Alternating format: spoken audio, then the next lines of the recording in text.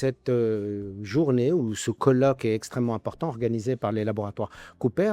Ce n'est pas pour faire la promotion d'un médicament, bien au contraire, mais c'est simplement pour expliquer les enjeux de l'observance, c'est-à-dire le suivi simplement d'une ordonnance médicale quand elle n'est pas totalement suivie en termes de période, en termes de posologie, en termes de moment d'utilisation. Eh bien, ça peut créer des effets indésirables ou des complications pour les patients et cela engendre des dépenses supplémentaires donc de santé parce que quand vous ne suivez pas les prescriptions de votre médecin, quand vous ne suivez pas les recommandations de votre pharmacien, vous avez plus de risques malheureusement de complications et cela coûte extrêmement cher à l'État marocain, coûte extrêmement cher au ministère de la Santé, le diabète 12 milliards de dirhams, l'hypertension au moins 18 milliards donc de dirhams et l'ensemble des maladies chroniques peuvent atteindre jusqu'à 60 milliards de dirhams, ce qui fait des fois supérieur même au budget du ministère de la Santé. Nous devons tous, aussi bien sûr les médias, les professionnels de santé et les citoyens, contribuer à une meilleure observance par rapport aux médicaments pour réduire les dépenses de santé, soulager les dépenses de santé aussi bien pour l'État que pour les organismes de prévoyance sociale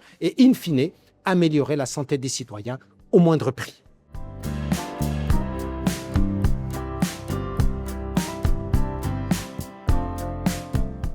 Le Maroc est un pays à risque cardiovasculaire. Nous avons du tiers de la population qui présente une hypertension artérielle, plus de 10% qui sont diabétiques, et on a à peu près le tiers qui a du cholestérol.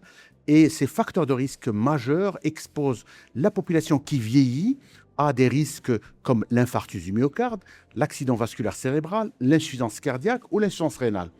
Nous avons aujourd'hui les armes thérapeutiques, nous avons les moyens de contrôler la tension artérielle, de mieux contrôler le diabète.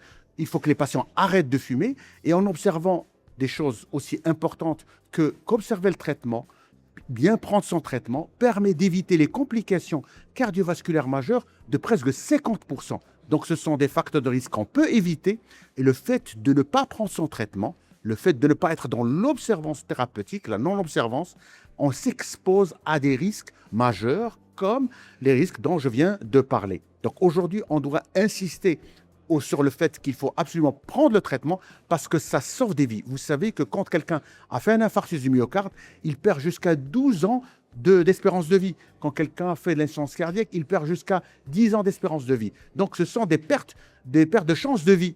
Et donc, c'est ce qu'on essaie d'éviter avec le traitement, avec la prise en charge et bien sûr avec donc l'optimisation, le contrôle de la tension artérielle, l'arrêt du tabac et le contrôle, bien sûr, du diabète. Et les facteurs qui entraînent la mauvaise observance du traitement sont compliqués. Ils sont inhérents au patient lui-même qui n'a pas conscience de sa maladie, mais peut-être sa maladie est asymptomatique. Le médecin, parfois, qui donne des schémas compliqués.